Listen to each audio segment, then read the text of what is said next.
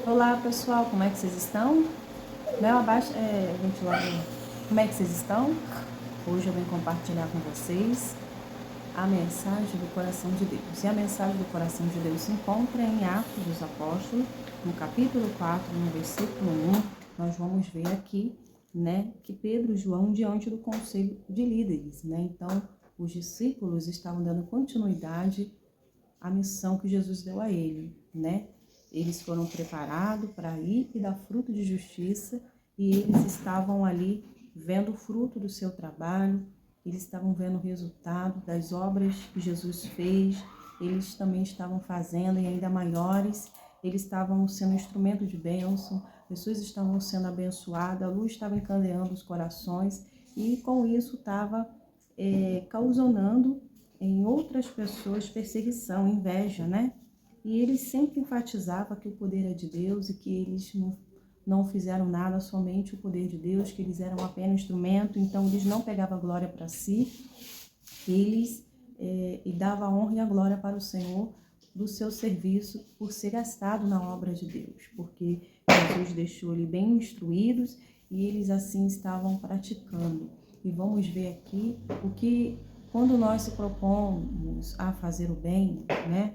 Isso vai gerar no mundo espiritual um grande reboliço, onde o inimigo ele vai se levantar com toda a fúria, porque quem trabalha para Cristo é ver o próprio inimigo se levantando, e ele vai usar de todos os meios, e aqui Jesus já tinha advertido a eles, né, o barulho, e eles estavam atentos, sabia que isso iria ocorrer, né? Então, quando ele estava falando com o povo, né, enquanto falava ao povo, Pedro e João foram confrontados pelos sacerdotes, pelo capitão da guarda do templo, por alguns saduceus. Os líderes estavam muito perturbados porque Pedro e João estavam ensinando o povo que em Jesus a ressurreição dos mortos. Eles prenderam e, como já anoitecia, os colocaram na prisão. Até a manhã seguinte, muitos que tinham ouvido a mensagem creram, totalizando agora cerca de 5.000 homens. Então, estava havendo conversão, estava havendo transformação. Pessoas que estavam na luz agora estão nas trevas, passaram para a maravilhosa luz. E o inimigo queria de todas as formas parar Pedro, João, discípulos de Jesus. E aqui vamos ver esse confronto, porque eles não queriam que eles anunciassem sobre Jesus, que viessem. Eles estavam dizendo que eles estavam perturbados, né? Perturbado porque estava ensinando o povo que Jesus, né, é a ressurreição dos mortos, porque Jesus, ele morreu, mas ele ressuscitou ao terceiro dia. Então eles não estavam aceitando, e nós sabemos que quem não aceita é o inimigo, o diabo que perdeu quando Jesus deu sua vida lá na cruz, levando sobre si as nossas dores, nossas enfermidades, nossos pecados, né? Então, nenhuma condenação hoje há em Cristo Jesus. O diabo queria que todos ficassem cativos, sofrendo, padecendo, né? E tudo que ele falou não caiu por terra, tudo que ele falou foi verídico. Todos puderam contemplar que as palavras que ele falou era do Pai e que se cumpriu. Então o diabo não queria, né, que essa obra desse continuidade. No entanto, ficava perseguindo os homens de Deus. E aqui eles foram levados para a prisão, né, porque eles não estavam aceitando que o nome do Senhor viesse a ser glorificado por tudo que já tinha ocorrido, né? E muitos que tinham ouvido essa palavra, ao qual prenderam porque estavam achando que eles estavam perturbados, dizendo isso, né?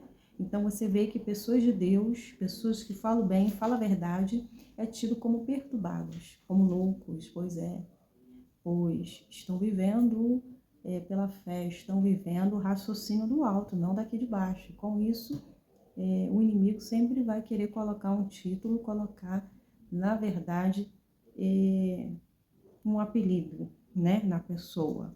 Por quê? Porque está incomodado com a luz. Então, aqui os frutos desse trabalho estavam sendo manifesto. Já era 5.000 pessoas que tinham se convertido. Então, quem convence é o Espírito Santo. Ele estava ali falando, quem estava ali trabalhando seria o Senhor. E houve conversão. No dia seguinte, o conselho das autoridades, dos líderes do povo, dos mestres da lei, se reuniu em Jerusalém. Estava ali Anás e o sumo sacerdote, de também Caifás, João, Alexandre e outros parentes do sumo sacerdote. mandaram trazer Pedro e João e os interrogaram: como? Com que poder ou o nome de quem vocês fizeram isso? Então estava questionando, né, o porquê eles estavam fazendo isso, com que autoridade, quem autorizaram ele a falar dessa forma. Eles queriam saber da boca deles.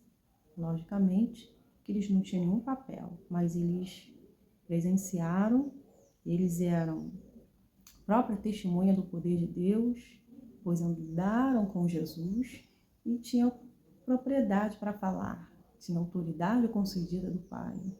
Então, eles queriam pegar de certa forma eles dessa forma aí, querendo saber com que autoridade eles estavam fazendo isso, quem que liberou eles falarem dessa forma. Então, ele estava cheio do Espírito Santo. Pedro respondeu para as autoridades assim: olha, líder do povo, né? Estamos sendo interrogados hoje porque realizamos uma boa ação a favor de um aleijado. Então, ou seja, nós sabemos que nós fomos presos porque nós estamos fazendo bem. Nós estamos aqui porque nós não encontrou nada, mas vocês estão questionando a nossa autoridade, né? Vocês querem questionar como o aleijado foi curado? Foi o poder de Deus. Você quer saber como o aleijado foi curado? Não foi nós, foi o poder de Deus. Nós estamos a serviço deles. Então, as palavras não são vazias, a palavra tem fundamento, as palavras têm vida. E quem operou foi o poder de Deus. Se está vendo ser aleijado, jamais conseguiríamos fazer o que foi feito, né? Saibam os senhores e todo o povo de Israel que ele foi curado pelo nome do Senhor Jesus, o Nazareno, a quem os senhores crucificaram, mas quem Deus ressuscitou dos mortos. Foi Jesus que libertou, que curou esse homem que era aleijado, agora ele anda. Então, foi o poder de Deus, foi através do nome de Jesus, ao qual vocês crucificaram na cruz, né? E essa obra não pode ser parada. Vocês tentaram parar o Filho de Deus, mas não vai parar essa obra porque vamos continuar a falar de Jesus, querendo vocês ou não, né? Em outras palavras, cheio do Espírito Santo, falando, afirmando com propriedade, sem medo, né? E ele disse que quem foi crucificado, que foi Jesus, não está morto não, ele está vivo. Então ele serve quem é vivo, ele está a serviço do vivo, não do morto. Eles estão a serviço de Deus, é o patrocinador dessa obra, né? Então, ele deveria prestar conta a quem alistou, a quem deu essa missão, né? Então, é a respeito de Jesus que se diz: a pedra que vocês construtores rejeitaram se tornou a pedra angular, né? Vocês rejeitaram, não queriam no meio de vocês, mas se tornou a principal, não tem jeito, né? Foi rejeitado, mas foi esse que operou grandes feitos aqui, é esse que está dando vida, né, os doentes, né? Não há salvação em nenhum outro, ou seja, ele vem ainda evangelizando. Não há vida em nenhum outro, não há salvação em nenhum outro, né? Então, não há nenhum outro nome debaixo do céu em toda a humanidade por meio do qual devemos ser salvos. Então, a salvação só há no nome de Jesus. Todo aquele que crer, né, for batizado, será salvo. Então, só há um caminho, Jesus é o caminho, a verdade e a vida. Quando os membros do conselho viram, né, a coragem de Pedro e de João, eles ficaram admirados. Nossa, gente, está falando de Jesus, está defendendo ele com propriedade, não está temendo, está falando com ousadia. Eles ficaram admirados como ele falava, se pronunciava, né? Eles ficaram admirados, pois perceberam que eram homens comuns sem instruções religiosas formais. Então, eles estavam vendo ali, presenciando que isso não era normal, porque eles não tinham aprendido, né? Que eles não eram homens comuns, porque quem estava nele era o Espírito Santo, que estava instruindo, ensinando no que fosse útil. Ele falava inspirado pelo céu. Então, o que estava nele era forte, o que estava nele fazia ele ser sábio, prudente, e estava vendo a diferença, vendo que eles não eram homens comuns, estava vendo Deus na vida deles, né? Não tinha instruções religiosas, mas as palavras saíam com vida, com propriedade, com ousadia, intrepidez, né? E reconheceram também que eles haviam estado com Jesus. Eles reconheceram que eles estavam com Jesus. Eles viam a operação do poder de Deus. Eles também agiam a fé. Então, quem está perto tem intimidade, sabe do que está falando. Então, as palavras deles não eram vazias, tinham fundamento. E estava querendo parar aqueles que estavam enraizados, estavam falando com propriedade, né? Mas não conseguiram, porque eles continuavam ali batendo nessa tecla, né? Eles disseram assim, mas não havia nada que pudesse fazer, ou seja, não tem nada que possa fazer, pois o homem tinha sido curado, estava ali diante deles. Então eles não tinham que questionar de arranjar algo verídico com propriedade mentirosa para tentar acusar, tentar parar a obra de Deus, porque a prova viva do poder de Deus estava ali curado e não tinha como eles ver ao contrário. Agora, a testemunha do poder de Deus estava ali, mostrando que Deus está ali, é vivo, é poderoso, né? E assim ordenaram que Pedro e João fossem retirados da sala do conselho e começaram a discutir entre si. Então, tiraram eles daquela sala e começaram a discutir entre si, tentar resolver sem a presença deles ali, né? Mas nós sabemos que o Espírito Santo estava em todo o tempo com ele, colocando as palavras certas, para eles dizerem ali. Então, quem fez eles reconhecer que eles não eram pessoas normais, era o Espírito Santo, né? O que faremos com esses homens? Estavam questionando entre si, perguntando, chegando ali a uma conclusão de tudo isso, né? Eles estavam perguntando um para os outros. Não podemos negar que realizaram um sinal, né? Como todos em Jerusalém sabem, olha, estamos vendo aqui a prova do poder de Deus, não tem como acusar ele, não temos como falar que esse nome não tem poder, que esse nome operou aqui, né? Quando eles invocaram, clamaram, oraram, e estamos diante de testemunhas que não tinham possibilidade nenhuma de estar curado como esse homem está. Então, chegaram ali num acordo, né? Que eles não têm como negar a prova viva do poder de Deus, né? Mas para evitar que espalhe sua mensagem, devemos adverti-lo de que não fale nesse nome mais ninguém. Você vê que eles, mesmo tendo a comprovação ali nos olhos dele, eles queriam deixar ali, convencê-lo a não falar mais do nome de Jesus, né? Com a mensagem dele, não espalhar a mensagem para não falar o nome de Jesus com mais ninguém.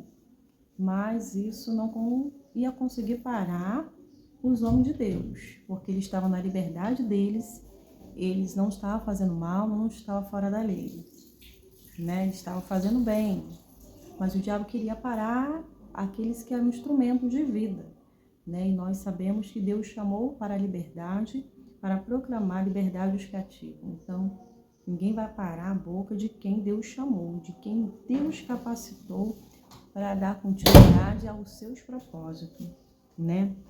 Então, chamaram de volta. Então, reuniram todos de novo os discípulos com aqueles homens que estavam discutindo entre si, chamaram ele e ordenaram que nunca mais viesse falar, ensinasse no nome de Jesus. Ninguém vai fazer acordo aqui com o inimigo. Porque quem disse que a gente faz acordo com o inimigo, a palavra do cristão é assim, sim, não, passar disso é procedência maligna, né? A gente não pode estar cocheando entre dois. Que a verdade estava neles, que a vida estava neles, e eles não iriam trocar a salvação dele por um prato de lentilha, ia trocar o medo, né? O que podia acontecer, né? Para satisfazer a vontade desses homens que queriam que ele parasse de falar o nome de Jesus, porque eles estavam aqui na terra para fazer a vontade de Deus, ser gastado pela vontade, a obra de Deus.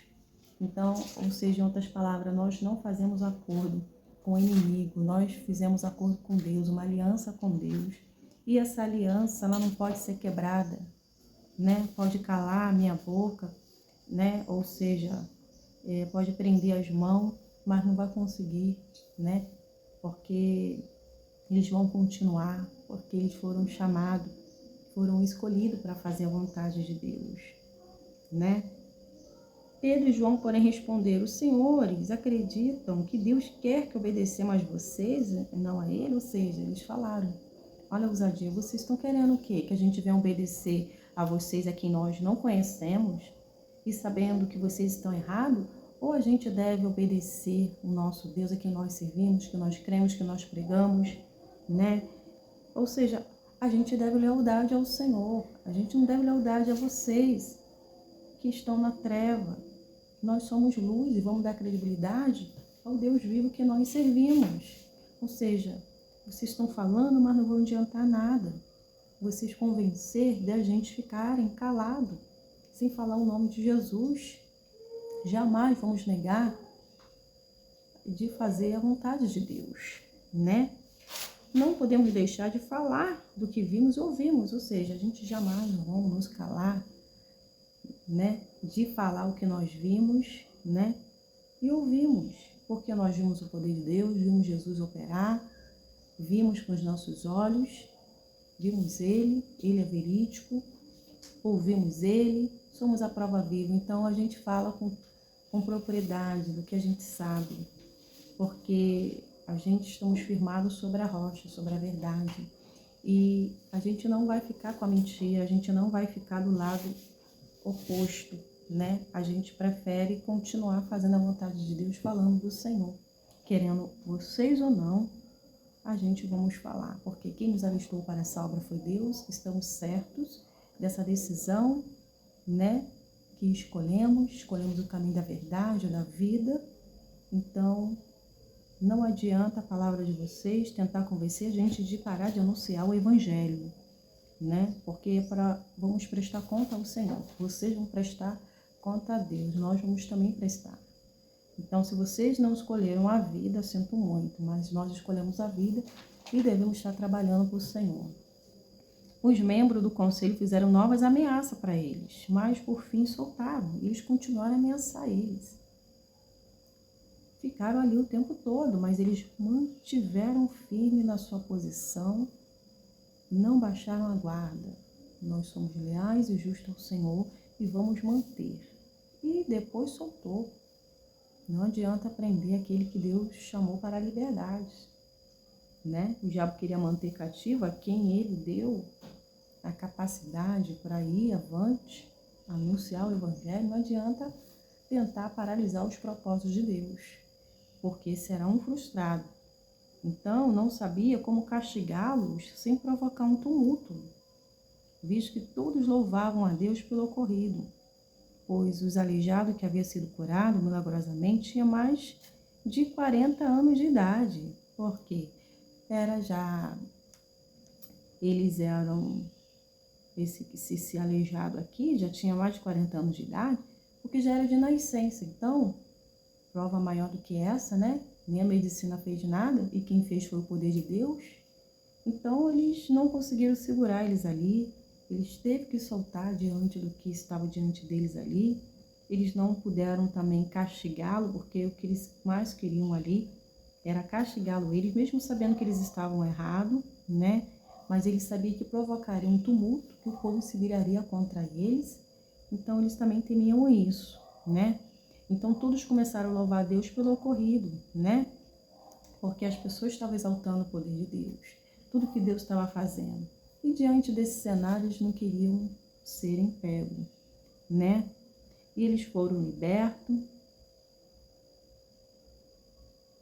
E, deixa eu ver aqui no 24. Ao ouvir o relato, todos os presentes levantaram junto à voz e oraram a Deus: ó soberano Senhor, Criador dos céus e da terra, do mar e tudo quanto nela há, falaste muito tempo através pelo Espírito Santo, nas palavras de nossos antepassados. do nosso antepassado Davi, seu servo, porque as nações se enfurecem tanto, porque perderam o tempo com planos inúteis. Os reis da terra se preparam para guerrear, os governantes se uniram contra o Senhor, contra o seu Cristo. De fato, isso aconteceu aqui nessa cidade, pois Herodes Antipas, o governador Pôncio Pilato, os gentios, o povo de Israel, se uniram contra Jesus, seu santo servo, a quem ungiste. Tudo o que fizeram, porém, havia sido decidido de antemão pela sua vontade. Agora, Senhor, ouve as ameaças deles e concede aos teus servos coragem para anunciar a tua palavra, né? Porque esses dias mal vão chegar, outros dias vão ocorrer, ao qual vamos receber retaliações no mundo espiritual, outras curas vão acontecer, mas confiamos no seu amor, no seu cuidado, sua proteção. Ele estava fazendo essa oração, pedindo coragem ao Senhor, para que eles cada vez mais possam ir avante, cumprir com o propósito, com ousadia, intrepidez, e assim eles não venham baixar a guarda, porque aqui são pessoas de pesos que estavam se levantando para tentar parar essa obra de Deus. Então, estende a tua mão com poder para curar, que sinais e maravilhas sejam realizados no meio de seu santo servo Jesus. Depois dessa oração, o lugar onde estava reunido tremeu, todos ficaram cheios do Espírito Santo e preparavam e pregavam corajosamente a palavra de Deus. Deus confirmou imediatamente, né, essa oração que ele estava ouvindo, né? O lugar estremeceu, né, pelo poder de Deus. Todos começaram a ficar cheios do Espírito Santo e ele começou a pregar com mais ousadia, com mais intrepidez. A força foi multiplicada mais ainda no coração deles. Então a presença de Deus estava ali, Deus ouviu aquela oração, a oração dele subiu como aroma suave, né? E assim foi essa presença gloriosa, majestosa acontecendo naquele território, e o nome do Senhor foi exaltado e glorificado. Então eles pediram cada vez mais coragem, né, para prosseguir com o Evangelho, prosseguir com essa chamada. É verdade, cada vez mais temos que estar orando, pedindo a Deus que venhamos a cada vez mais pregar com ousadia, com intrepidez, porque nós estamos aqui apenas para ser esse instrumento e nós não podemos estar vazios, falar de algo que nós não sabemos, mas falar do que cremos, do que Deus fala, e ter essa base para passar, ter o que passar. Essa é a verdade. A gente não pode falar o que nós não sabemos. A palavra é ela que vai libertar, que vai transformar, que vai trazer vida, né? E ela, chegando aos corações, é o Espírito Santo que vai estar operando, que vai estar tocando nos corações endurecidos, fazendo assim reconhecer Jesus como o único Senhor, né? Então a glória de Deus aqui não pôde conter com esses homens, né? Porque a verdade estava ali presente, a verdade presente é que nos justifica, que vai diante de nós. Então os olhos do Senhor estavam sobre esses homens. A Bíblia diz que dos altos céus, do seu templo, Deus está governando a humanidade com justiça e retidão. Eles têm contemplado, eles têm observado, né, os corações. Ele tem observado os moradores dessa terra. E ele tem compromisso com os íntegros, né? E guarda, abençoa, protege. Então, cada um de nós estamos sendo observados por esse Deus. É verdade, as mentes e os corações estão sendo aprovados, estão sendo vistos pelo Senhor nessa terra. Eles contemplam os bons e os maus, né? E a Bíblia diz também que tanto os bons quanto os maus são colocados à prova, né? Então, nós somos colocados à prova, né? Durante as adversidades, dias difíceis, a gente é colocado à prova para ver a nossa integridade, a nossa lealdade, né? Se o nosso coração está no abençoador, se está no tesouro. Então, é o Senhor que está observando em todo o tempo os filhos de Deus, se estamos enraizados, se estamos só na superfície, se estamos ali sobre a areia. Então, é Deus que vê, é Deus que conhece, né? Então, aqui, eles estavam, sim, a serviço de Cristo, fazendo a vontade de Deus. E a bênção viria sobre a vida deles. Amém. A recompensa veio do céu para cada um de nós, pois a semente deles era boa era semente de justiça, e a bondade, a misericórdia do Senhor estaria sobre a vida dele. Então, quem sabe que planta não teme a colheita. Saber o que estamos plantando é maravilhoso quando a gente está plantando sementes boas, porque a gente sabe a nossa colheita, sabe que estamos em integridade e obediência. E quando não sabe, né? Aí vai vir a plantação, aí vai vir a colheita que não é boa. Mas quando você sabe que a sua colheita tem sido, a sua plantação, a sua semente tem sido uma semente boa, e você sabe que o que te aguarda é a justiça de Deus, o que te aguarda é frutos bons. Então não tem o que temer, não tem que você viver daquilo que pensa, acha a teu respeito. Você vive daquilo que Deus pensa e acha a teu respeito. Isso já basta, isso já basta. E aqui ele sabia que o céu tinha para ele, o que Deus pensava dele. Eles estavam certos, fazendo bem. Então, eles tinham que estar de cabeça erguida, né? Porque o diabo estava manifestando, então deixa o demônio manifestar e continue focado no alto. Essa era a ordem praticamente do Senhor, né? Porque retaliações ia sofrer, mas Deus estava dando uma estrutura ainda maior para os discípulos, porque se o começo está sendo assim, imagine daqui para frente. Então vai pegando experiência no decorrer dessa missão, e assim vai estar amadurecido, vai estar cada vez melhor aí para sair dessa, porque Deus está ali colocando as palavras certas, corretas nos lábios deles, amém? Então os sinais estão seguindo aos que creem, né? Tem aquele homem ali está doente, vai até aqueles homens de Deus ali, os homens, os discípulos que do Senhor, eles estão dando continuidade à obra de Deus. Eles iam lá e eram curados. Então, os sinais estavam seguindo o que crê. As pessoas sabiam que eles faziam bem, sabiam que eles eram os discípulos de Jesus. E eles iam até Jesus. Então, é a continuidade desse trabalho. Então, quem faz bem, quem diz sim para Deus, né, vai prestar conta a Deus do que foi pedido, né? Então, se deixar a vontade de Deus, pelo que diz e pensa a teu respeito, você vai parar, né? Você vai parar no caminho. E quem você deve dar satisfação é Deus, que vai te cobrar, né? Porque o homem pensa, fala o que quer, mas a gente tem que dar credibilidade a Deus. Porque Ele que nos vê em secreto, Ele que conhece os nossos corações e sabe de tudo. Então, a credibilidade você já tem, que é de Deus, você já tem a bênção de Deus, você está na integridade, na lealdade, e não importa quem age e pensa a teu respeito. Se a verdade está em ti, se Deus está do seu lado, você tem tudo em nome de Jesus. Eu vou ficando por aqui, mas eu tenho certeza que essa palavra falou o seu coração. Eu vou daqui a pouco postar lá o vídeo no canal de ontem, a mensagem está extremamente abençoada também.